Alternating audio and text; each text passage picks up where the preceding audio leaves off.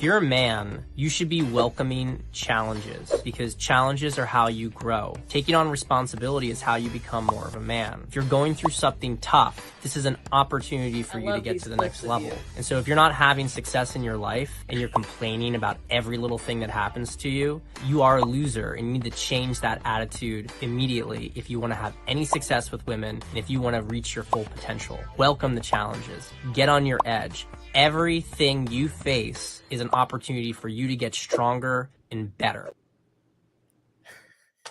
Hello and welcome. Thank you so much for being here. For those of you who do not know, this handsome gentleman with me today is Pat Stedman, dating and relationship coach. Thank you so much for being here. Bunny, it's a pleasure. That was quite the intro. I'm blushing right now. I don't want to brag, but you've got the longest intro so far. It just kept going. I couldn't break it off. It didn't seem right. Okay, so I wanted to have you on the interviews pretty early because I think that you just have a wealth of information. You've always been just a steady source of solid dating, relationship coaching information on Twitter, on YouTube, kind of across the board. I feel like you have a unique take or a unique angle in that you're not angry. You don't seem to be mad. You actually come from a place of healthy relationships. There are a lot of things I think that make you wonderfully unique and a breath of fresh air in our little neck of the woods. And so I appreciate your content, but I would like to know how you feel like, just to get stuff started, how you feel like you are kind of set apart or where your niche is. Where is your sweet spot here in dating and relationship coaching world? Man, it's quite the question. I mean, I'm an OG from the Twitter space. Yeah. Back in 2015 and you know, I think that where I'm kind of at right now is in viewing dating relationships through this holistic lens of consciousness. So like my goal throughout my entire, I mean, I'm 15 years into this world right now. I started all this stuff in 2008 when I was like 21. Wow. Yeah, it's been a journey. And I think I was probably 20, to be honest. I wasn't even able to drink yet, but I was drinking. It's how do I put this? It's I've been constantly trying to grow with the material. Yeah. And I've been trying to understand why there are so many different perspectives, because I mean, it's incredible how dating and relationships, how attraction, you have people who make these really kind of simple platitudes about it, like just be yourself, right? And that's terrible advice. Terrible advice.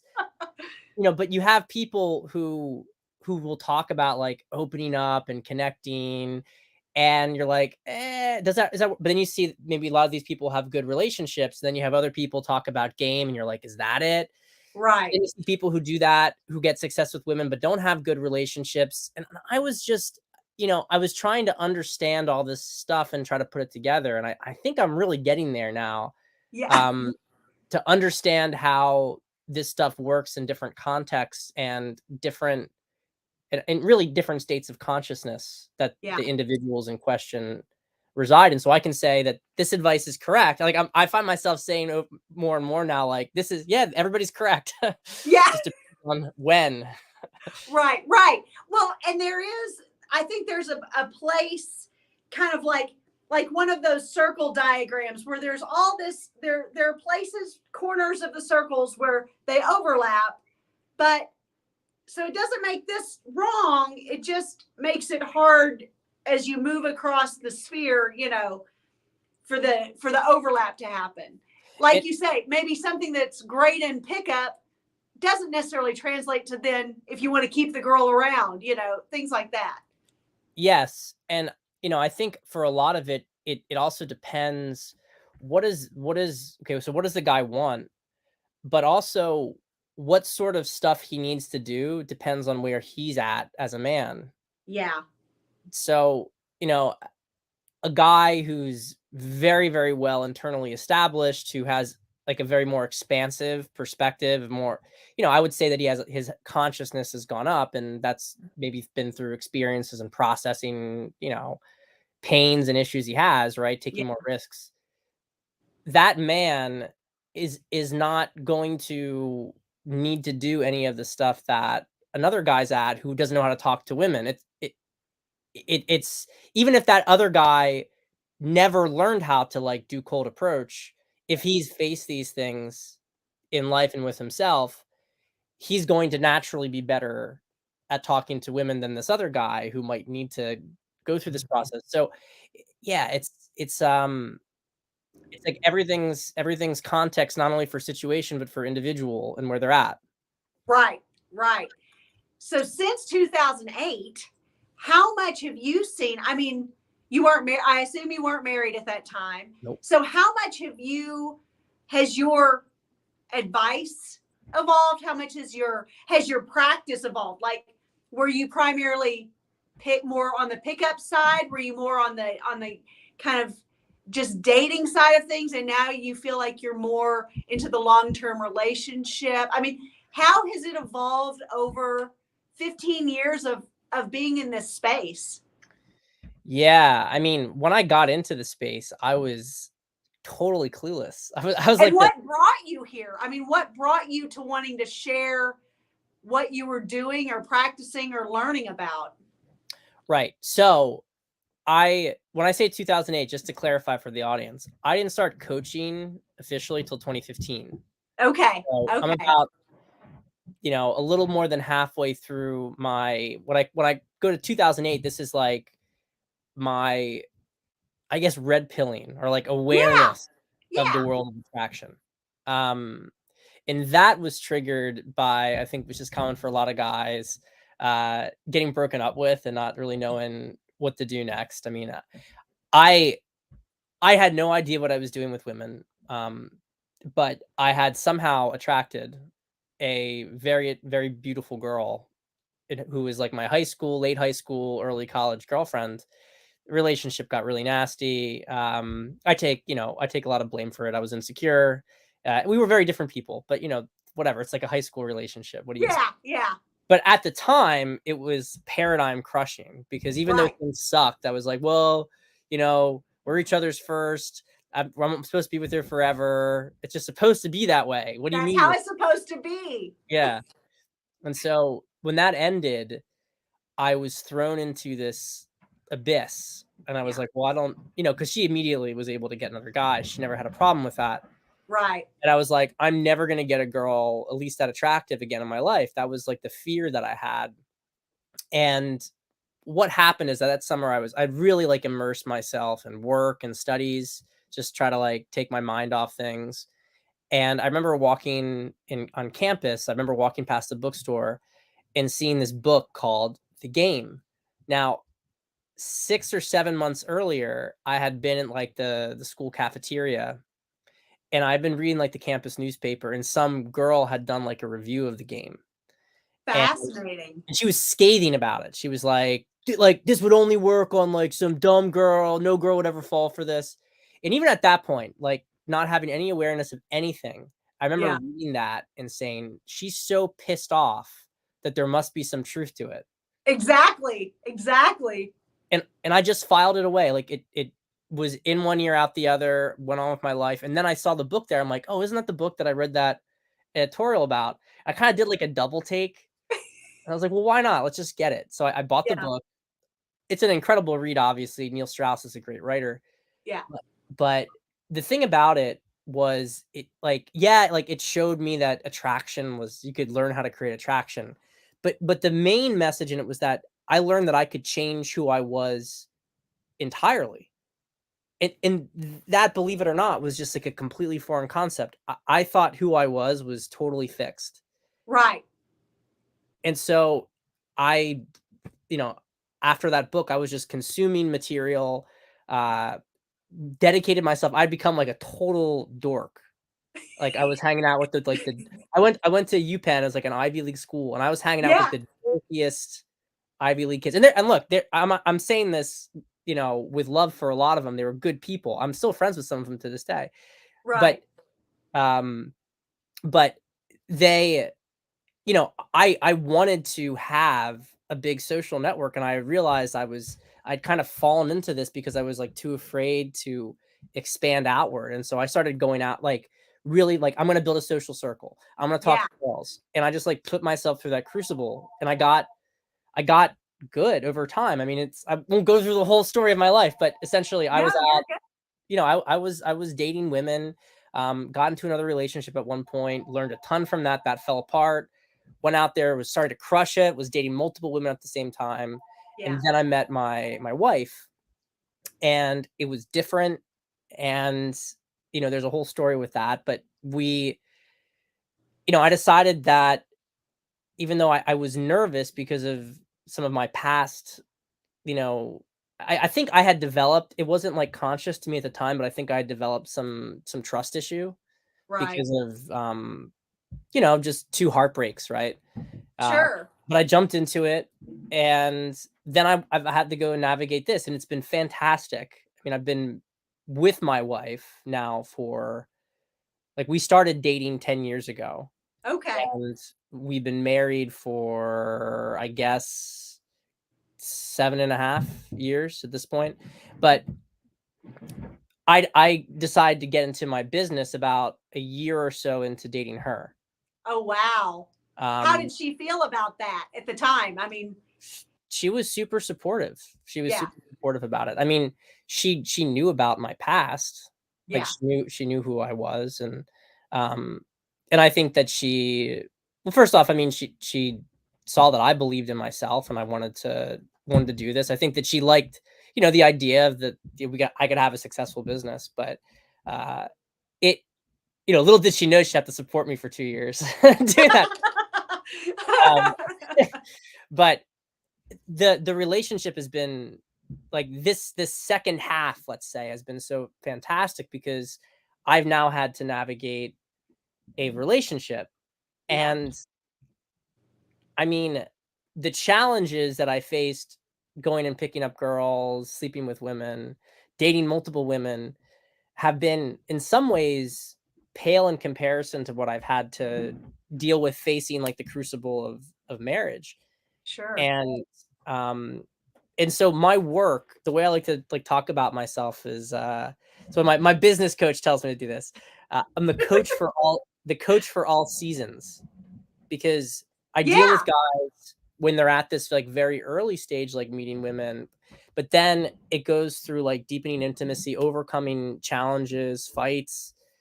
I mean, yeah, I've really faced a lot through my marriage, and it's transformed me in the process, and I try to help other guys through that too. Yeah.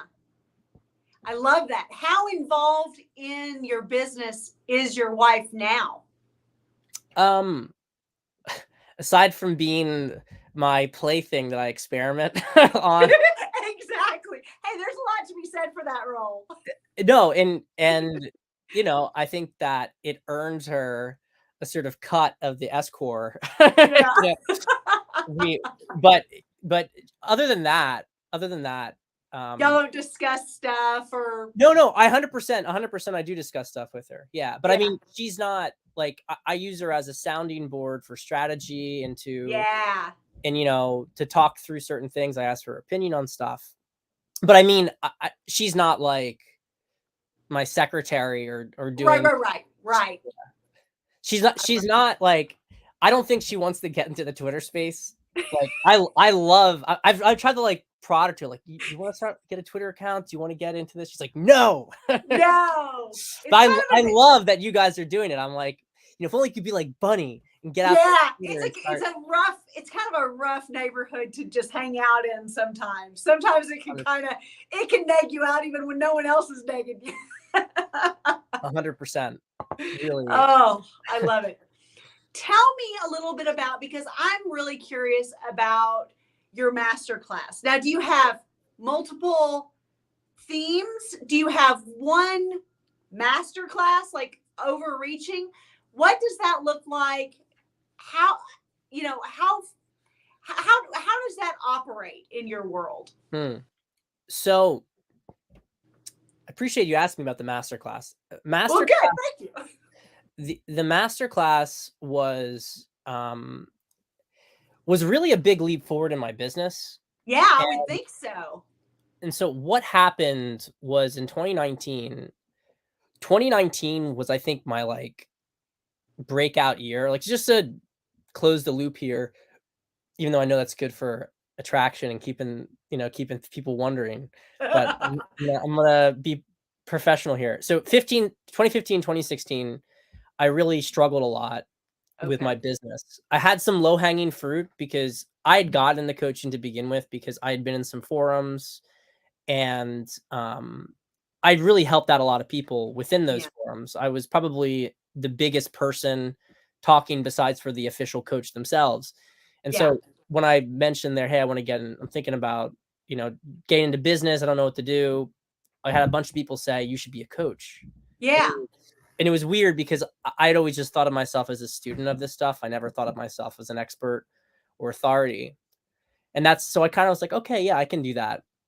And so when I started off in 2015, the first 3 to 6 months, it looked like it was going to be pretty good. Like, it wasn't a ton of money, but it was like I'd had some clients, and I was like, yeah, maybe I can do this. Maybe I can get there. And then it started to peter out, because I had just a handful of contacts, people who would have been ready clients, and then I didn't have anything else. And I think the most important thing was I didn't really have a voice. And honestly, I was also in the process of kind of transitioning the message I even had, because I had gone pickup. It was becoming more like, spirituality pickup. And then it was kind of moving back towards like red pill kind of masculinity. As you know, obviously we don't have to talk about it, but 2015, 16 became a very politically contentious time period. My work started following that arc. So I by 2016, I was totally in the wilderness, because I'd burned my whole old world, and I was trying to establish myself in the new world, in the sort of red pill space. Yeah. And it was rough. I mean, it was definitely rough. 2017, 2018, I started to find more of a message, and 2019 was my breakout year. So at that point, I was doing really well in business, and I had tons of clients, but I was really getting overloaded. I would sometimes have 6 to 10 hours of calls. It's a blessing and a curse. Yeah, I mean, I was doing hour-long calls with clients, and I was doing them every week. So every new client, it was like another hour-long call. Wow. And I mean, yeah, I'd have days of literally 10 hours straight of work, of being on the phone with people. Of essentially this. Yeah, 10 hours straight. And I was getting burned out, and I was also having the same conversation over and over again. Yes. So I'm like, preach, yes. Yeah, exactly. So I was talking to a mentor about it, and I was like, maybe so we had this idea to create like a video series as like something to go along with coaching, so that I could focus on guys' situations and not have to like talk about broader concepts with them. It would save everybody time. It would save.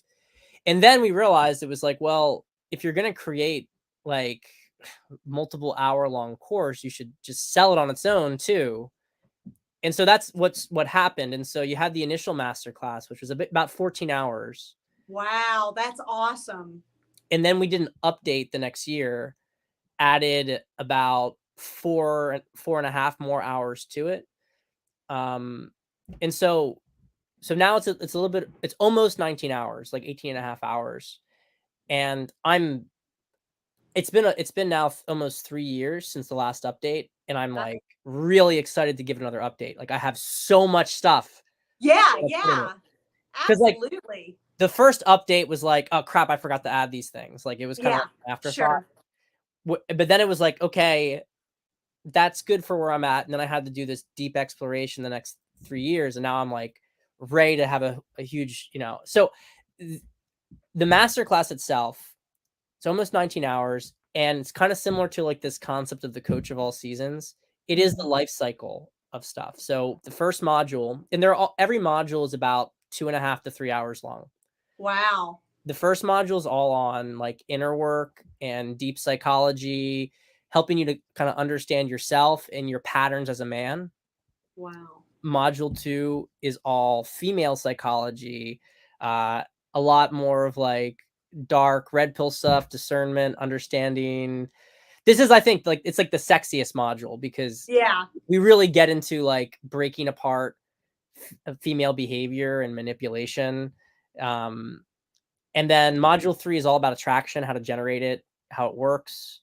Module 4 is dating. So you take all this stuff that now you've learned about yourself, about women, about how to create attraction, and now it's practical application in different domains. So, we talk about social circle, cold approach, night game, dates, all this kind of stuff. Yeah. And then module 5 goes into relationships and intimacy. So once you get committed, what changes, how to navigate certain dynamics and deepen the relationship. And then you have module 6, which is sort of like more advanced topics. So it can get a little bit more esoteric. And it's kind of not to be touched until you've done the first 5 modules. So you've done the work.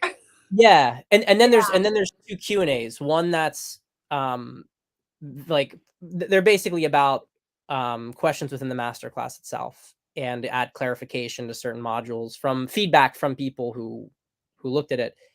Sure. I'm really excited about the update, especially when it comes to the relationship stuff. Like everything's getting boosted because there's changes to the dating world, etc.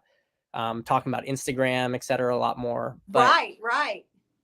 But man, the stuff in relationships I want to add. It's just I'm psyched. I'm psyched. And the thing is, people should get the masterclass sooner because every time I update it, I raise the price.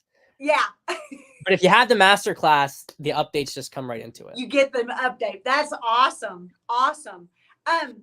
So I would think that there would be suitability of your masterclass for essentially every range of man out there. But who is your ideal client for this? Well, so it's designed to tap any guy who I would work with. And so the guys that I work with range from they don't know how to create attraction. They don't know how to approach women. They need usually more help to get things going through that cycle. Then you have the next type of guys, which create attraction fine, but they're not really good at connecting to a woman. So they can't get any deeper quality. They can get laid, but they can't get anything more meaningful. Yeah. The next guys I work with are guys in relationships who are having conflict, struggles, etc. And then the last type of guy I usually work with, and there's variations, but broad stroke, are guys who are going through a transition, like the end of a relationship. They're just kind of getting back out there. So there's a lot of processing involved in that. So it's designed to kind of look like that. Like, you're learning about yourself, you're learning about women, you're learning about attraction, you're dating, you're intimate, and then you kind of go right back through it again. Yeah. Being totally candid here. Yeah. Totally candid. As it stands at this moment, the masterclass it's got essentially everything you need to date successfully. I am adding some more stuff in the next update to polish out the edges, to give updates to changing circumstances. Mm-hmm. But it doesn't affect its comprehensiveness, I think, as it is right now. Like, I really like what I'm trying to say is the masterclass for guys who are learning how to improve in dating is phenomenal. It sounds truly world class. Yeah. It's really like it's got so much material in it. I don't think people realize exactly what they're getting into. Yeah. But I have to say, and maybe just because of how far I've come at this point, I feel like like there needs to be more in the relationship section. Like there's tons of value in it for guys in relationships right now, Yeah. but that's the area I want to beef up the most. The updated Yeah. version is going to be like, I'm so excited for it.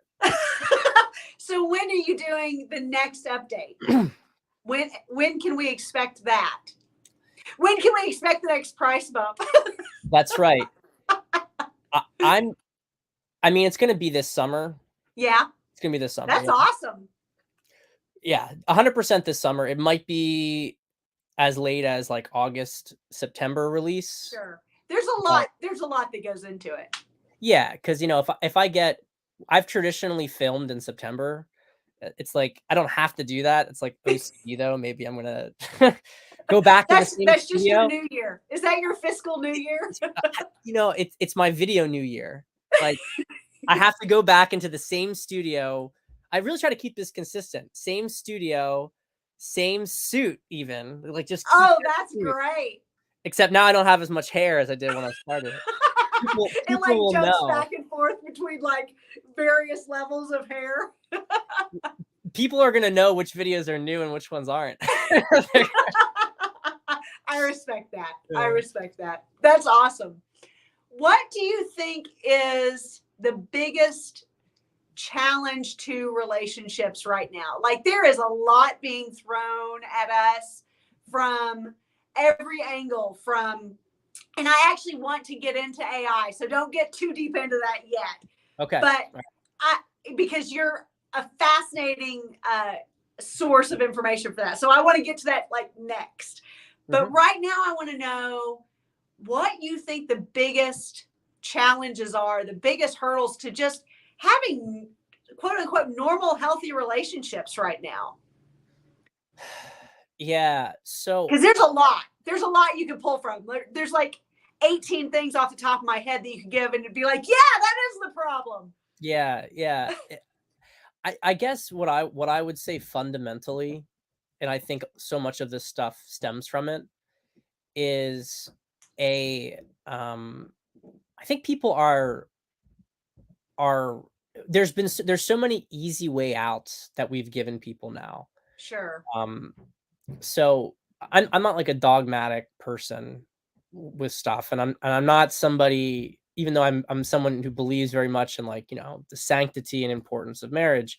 I'm not like one of those dogmatics that says like, you can't get divorced under any circumstances or, extreme, you know what I mean? Like, but so I get historically this was how you did it. Society had people get together, they got married. It was difficult for them to divorce if there was an issue. So people were forced to work through things. Right. And there's obviously circumstances where that sucked for people. Right.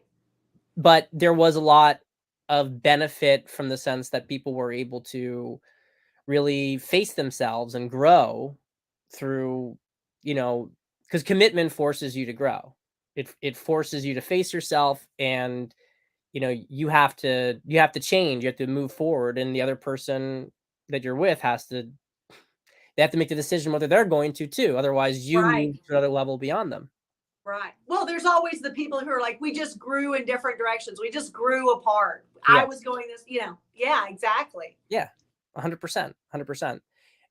I think that today, when people get to any kind of conflict or something that, they start to feel uncomfortable and they start to feel like maybe they're losing themselves.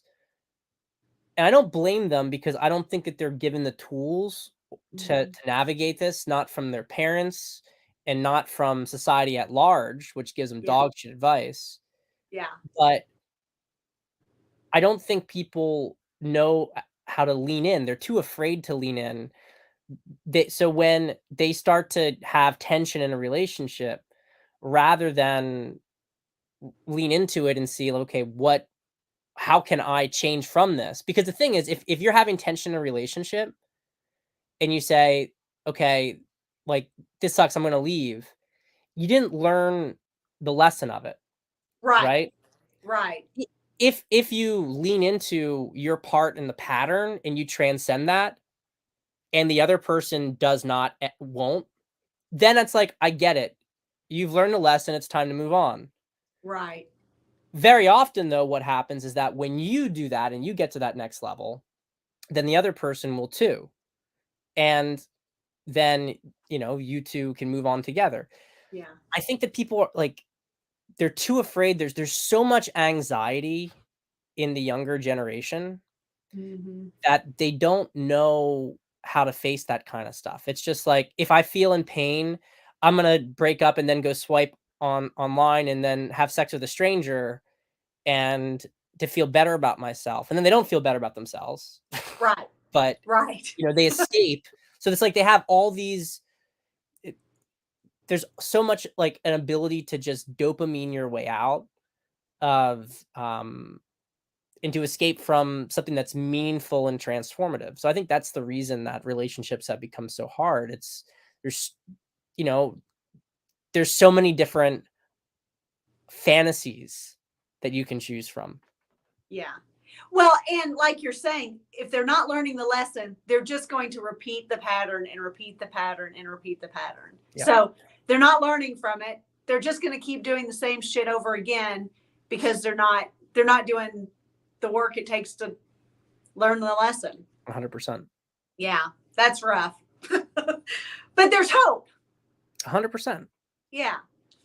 What are your thoughts? Because I watched it's one of your latest videos that you've just posted about AI. Specifically, you got into AR a little bit, but it was like mind blowing to me because I just thought it was well researched, well shared.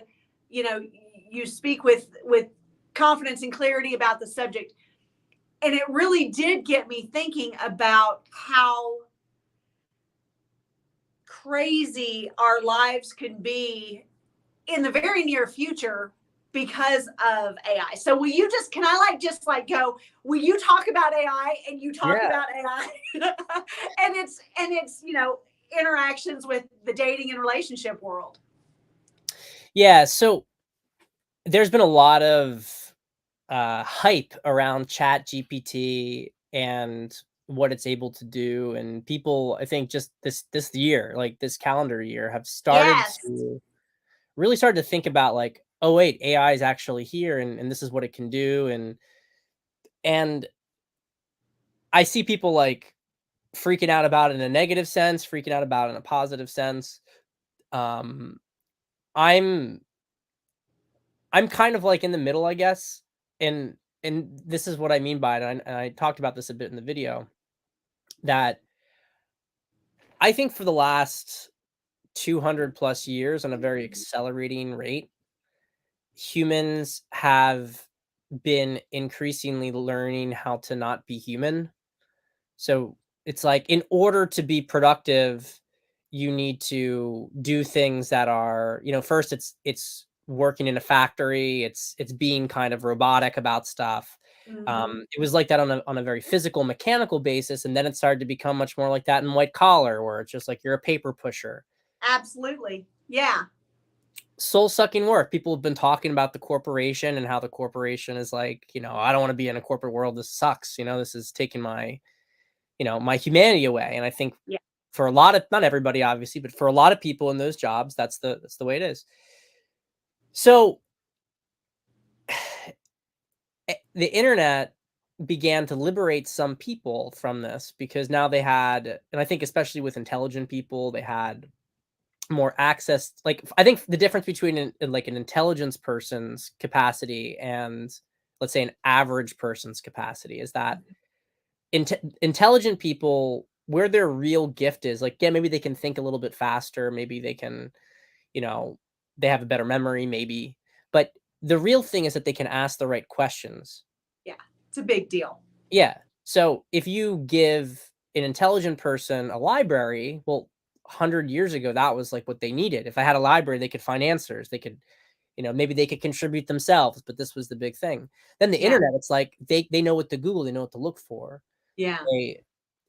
And so with AI, I see the same sort of thing happening, that people who are really grounded in being like a curious individual, who aren't kind of in curiosity and exploration, I think is very innate to human nature. To, but if you're somebody who's like, whose entire life, whose work is just robotic, menial crap, then you're done. Your job's Right. gone. Right. And so to tie this back, because I know I'm talking about this more from the work perspective, to tie it to dating. But it all fits.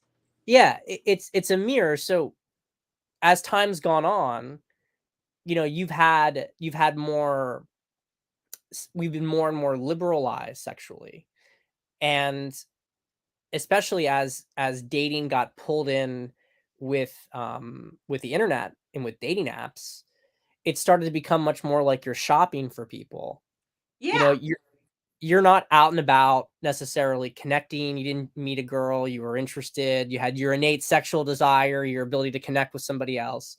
Yeah. It's become more and more of this sort of like mental gamified state. You're trying to create a social media profile that makes you look like, you know, the coolest person ever. And you know, everything has become more and more transactional, and it's become more meaningless. And so we've started to like, oh, I'm horny, I'm gonna you know, order somebody online. Yeah. And the process of that, I think, has really demeaned people. And I, I think that that sort of spiritual cost is being felt now. It's part of the Right. malaise we see culturally.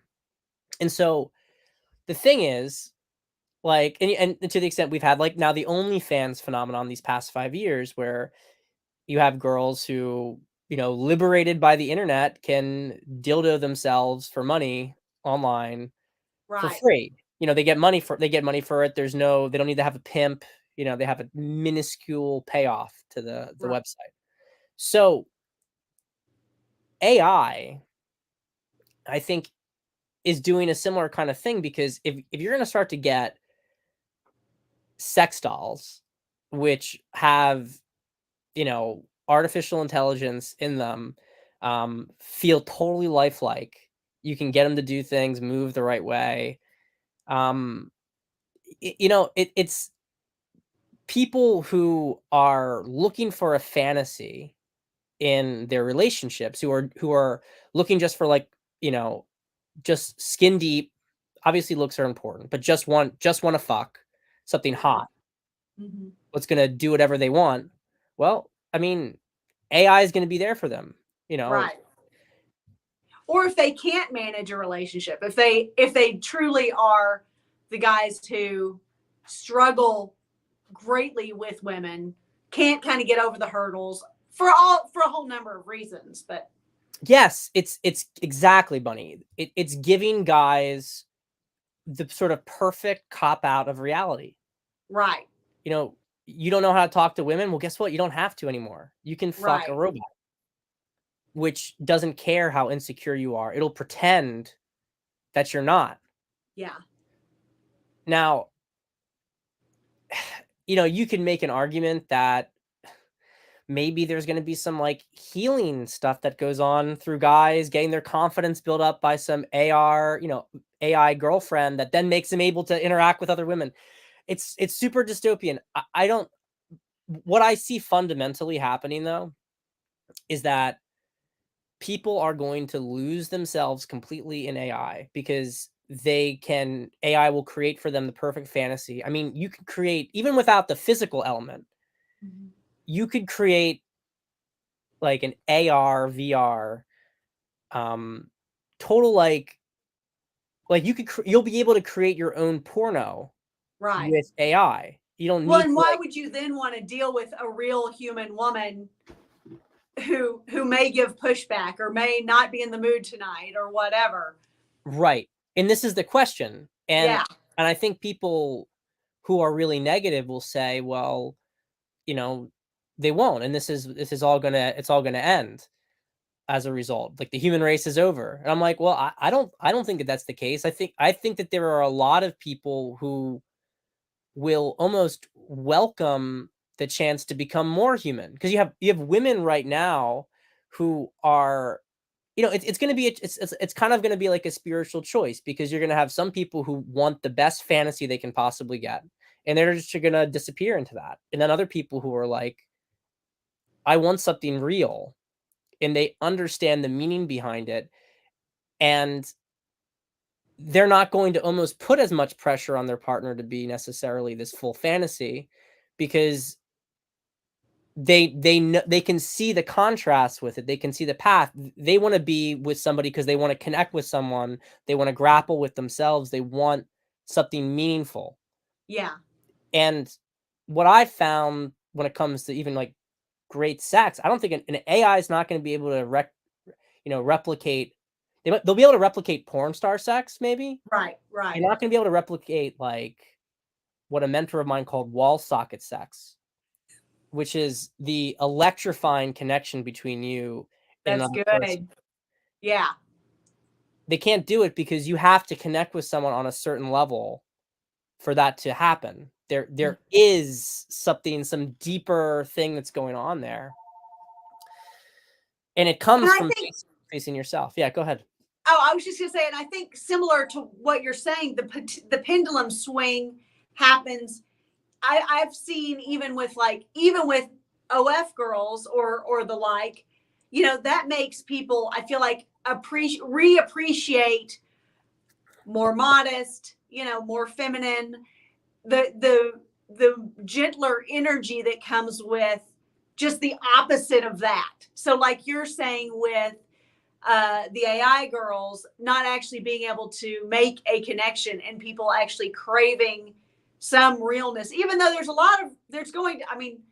if the movies tell us anything, it's going to be pretty hard to differentiate sometimes. But then there's still like, maybe then that makes the pendulum swing to where we better appreciate some of the roughness that is actual humanity. Yeah. And, you know, I think this kind of ties into, you asked me earlier on about my sort of dating philosophy and talking about consciousness. Yeah. I think that this is really even more important, because people who are at lower levels of consciousness, they're not going to compete with AI. Right. AI will provide everything that these people, you know, why deal with some insecure girl who's, you know, got all sorts of neurosis and, you know, I mean, the only reason that you would is because there's an opportunity for growth within you too, to transcend beyond it. But the people at the very low levels, I don't think that they're going to make it through this next age. Like we are going to have to ascend to a different way of interacting with the world in order to exist in the same world as AI. And so the people, like when I look at AI, I see zero threat, absolutely zero threat, and just opportunity. I won't have to do things that take away from meaning, because AI will be able to do it faster. Yeah. And you know, why is that an issue for me? I can play more. I can create more. I can spend more time on connecting, you know? Yeah. But if you're not on that path to this is how you want to live your life, then yeah, you know, AI is going to eliminate your purpose, both from a work and sexual perspective. If a woman who's been in a marriage for years and has no sense of self, and her value to her man is that, you know, she's the only way he can get sex, she's out of a job. Yeah. You know? Exactly. Like, but that's a good thing as far as I'm concerned, because what kind of life was that to begin with? Right. Well, and it forces everyone to step up their game a bit too. Yeah. You know, to make the decision every day to try. Yeah. And to make that connection, which is what we need to be doing anyway. 100%. And that I think that we talk about pretty consistently also. Yeah. Yeah. Love it. Okay. Next, I would love to know. So you went to UPenn. Mm-hmm. It sounds like you had your nerd herd. Yeah. because you're super smart. I mean, you're you're a smarty. But what got you there? What were you like as a teenager? What were you like growing up? What was your upbringing like? What got you to that point? Were you pretty good with girls when you were younger? Were you a total dud? Were you like, did you go like dud to stud? What do you think? Well, if you want to see what my childhood was like, check this wall behind me. So you get an idea of the kind of environment I grew up in.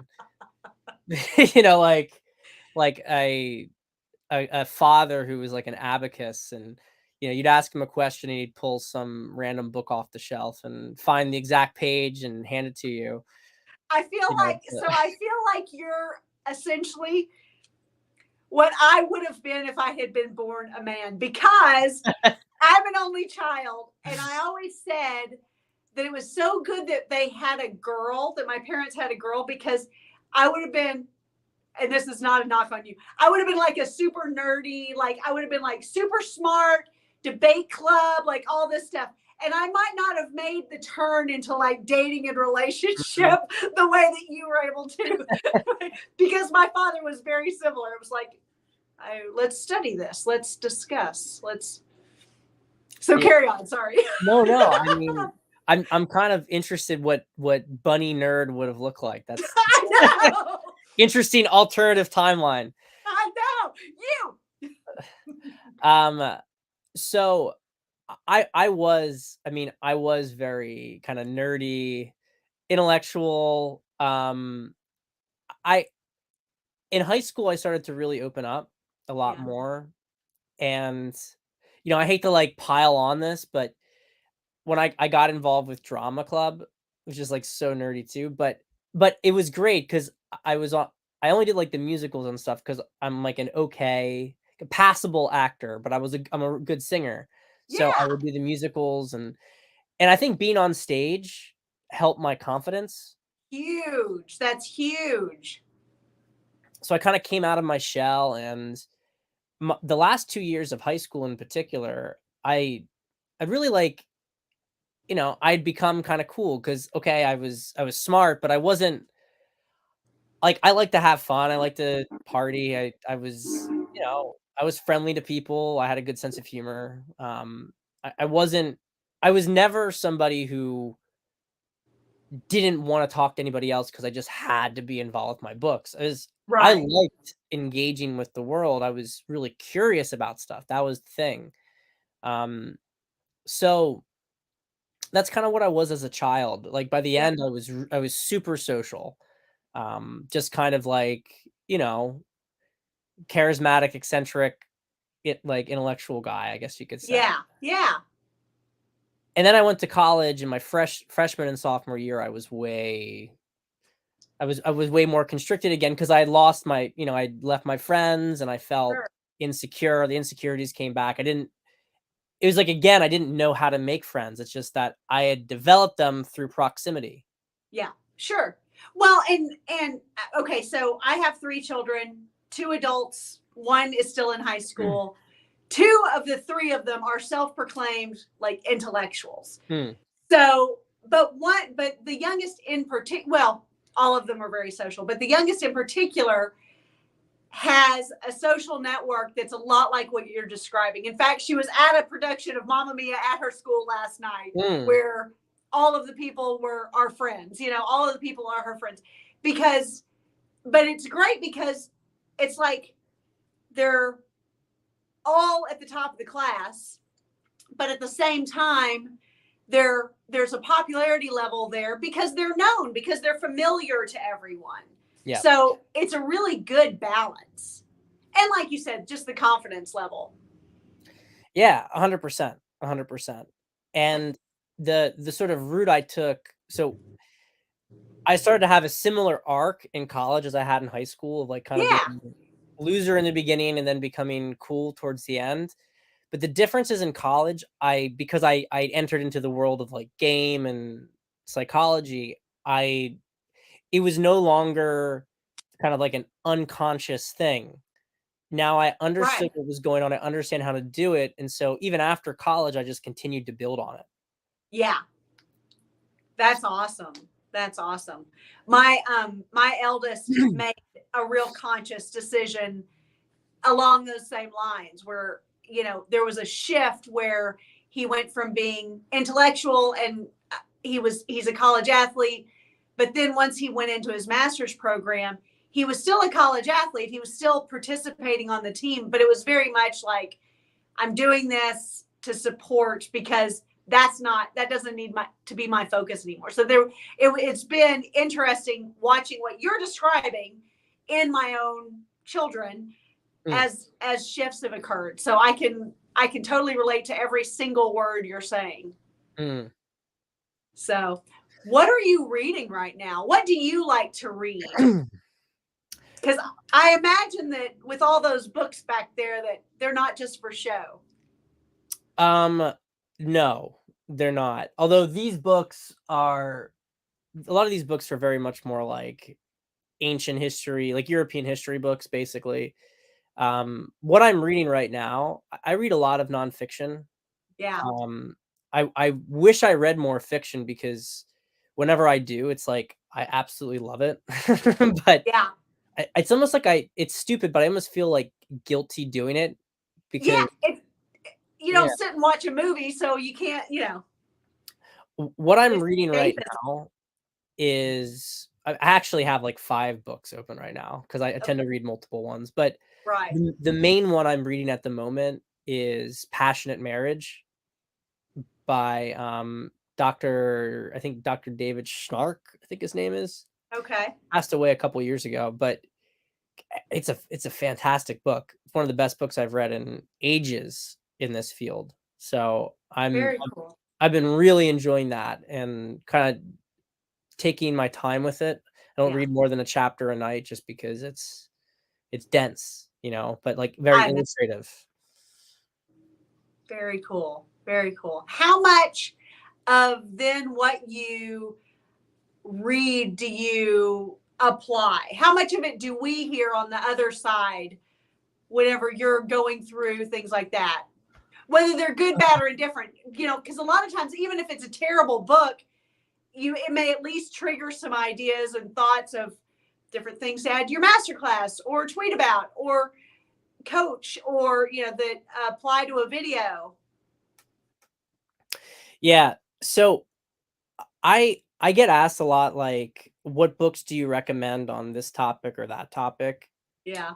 When it comes to dating and relationships. And the truth is, I don't have many to recommend people. Right. I know it's kind of like, it can sound like a cop out, or it can sound like maybe even troubling, but I don't like what I know about what I do is from experience. Right. It's fundamentally from experience. It's from self-reflection. It's from working with other people, working with other mentors, maybe. It's through working through things with clients and seeing what's going on with clients and how things unfold. Yeah. It's not that I don't read books, right? I'm reading this book, Passionate Marriage, right now. But what usually happens, like I'm not like, I don't look at this point in my life. Like, I grew up kind of this bookish person, but at this point in my life, I don't read something unless I feel like I have to have something to learn from it. Right. Right. So I'm not like, oh, what's the answer to this question on dating? Let me go read 20 books. It's like that to me, and I don't mean this as an offense to people. It's more just that people who are like this should ask themselves, how much are you living? You want to find out what to do when you're talking to a girl, go talk to a girl. Yeah. Yeah. Go figure. Find out what happens. Right. Because a lot of these people, they don't, by not acting, by not actually having the experience, their emotional body doesn't feel what's occurred, and as a result, they don't actually learn anything. So, and you see these people like, do you have any like blogs that you recommend, or like, go fucking talk to women. Like, what a novel concept. Right. And then if you don't, after you've done that and you don't understand what happened, then go and look for some information, try to see, okay, does this fill in some blanks for me here? Right. Like, I know that you in Fort Worth, you have Heartiste stuff. Like, Heartiste material makes a lot of sense to guys who have dated women. They can, Yeah, and they can understand the context in which these things are true. exactly. But, Exactly. if you don't have experience with women, it's just kind of like, Whew. yeah, exactly. Well, and I think that you and your masterclass and your offerings that you have, available, us, the products that we do, the courses that we do, the consulting that all of us do, that's where that stuff comes in, is because we weren't finding complete sources for the questions that we were actually being asked by people who need answers. It's like, here it is. This is why I created this master course. This is why I created this, this publication, because it's something I wasn't, a need that wasn't being met. Yes. I love 100%. 100%. I'll go through periods when I feel like I've hit a wall. Yeah. I'll go through periods of binging through various work. Yeah. And then I'll get to some point in it and I'll have had like an aha. And then I usually just drop everything else. I just drop all the books and I go back to application and trying to use it. It's not like orthodox way of doing things, but that's how it's always worked for me. If I just try to force myself to read books for the sake of reading books, it's just pointless. It's a waste of time. Right. Well, yeah, it's not a good use of your time, and you have your system. So whatever your system is. What is your best piece of dating or relationship advice that you can think of right now? What do you think is the most important, most critical point to success with women?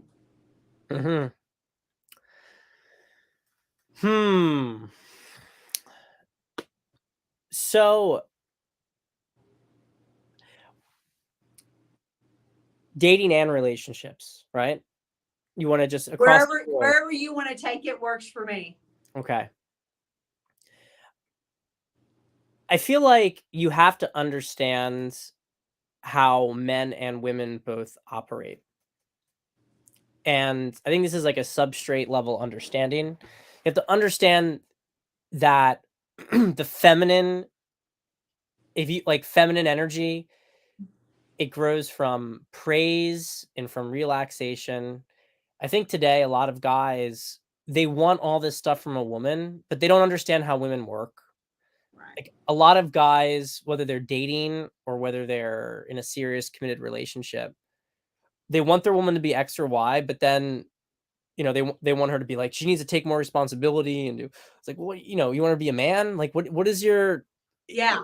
I mean, and it's not to say that women aren't capable of that and that they don't develop into it over time and that it's even a bad thing to seek out, but they don't understand what makes a, like, this is maybe a more integrated woman is going to have some of these elements, but they say they want a feminine woman and then they describe a woman who isn't feminine. Right. Right. And they don't know, and they're doing things, I think even more importantly, they're doing things that don't create a feminine woman. So their expectations and their real world on the ground stuff doesn't match up. Yeah. I mean, Bunny, like you get sex and you get female sexuality. Yeah. If you make a woman, you make her totally overworked. You overload her with stuff. You don't make decisions. And so she has all this stuff burdened on her and she has no time for herself. How many women are going to want to have sex? Right. Exactly.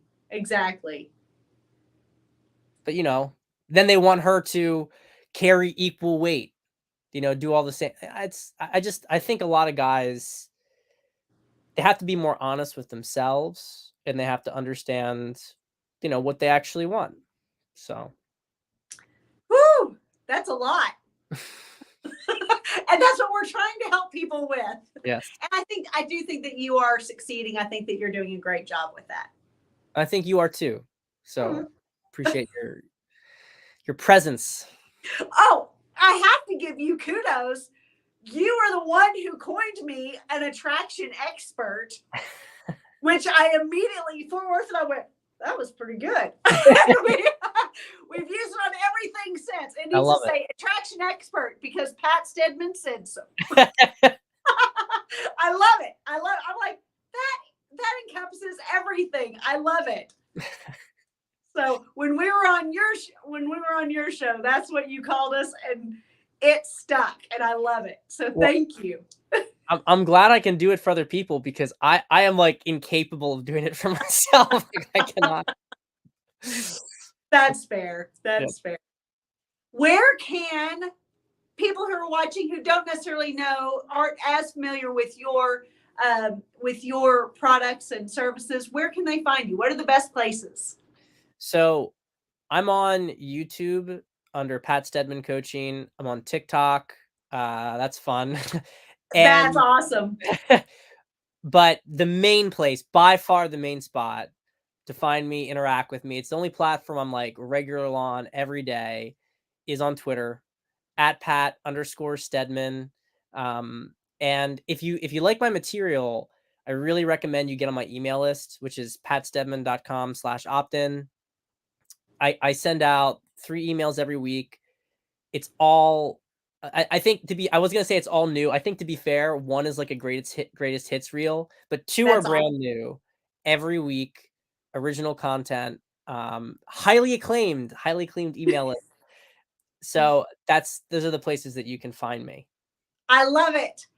I genuinely appreciate you coming on. I always enjoy our conversations and just the time that we've had over the years. I mean, we've been connected since like 2018, which is pretty Yeah, crazy. it's been a while. It's been a I while. mean, I had less hair, you had more hair. I had fewer wrinkles. You still look young. I probably have a few more. We both look very tired, but that's okay. Yeah. That's okay. It comes with the territory. Thank you so much for being here. I appreciate you taking the time. And I know that you had to kind of wedge me in, and I am genuinely so sincerely appreciative. Bunny, it's a pleasure anytime. Thank you so much for having me on. And for those of you who are tuning in today or watching after the fact, thank you so much for spending this hour with us. I'm glad that I was able to share Pat Stedman and all of his wisdom with you. I truly think that he has a lot of goodness to share. If you can hear the revving engines right now, it's because it's Friday and we live in an entertainment district and everybody's getting warmed up. Thank you so much for being here. Until I see you again, I want you to win. Bye.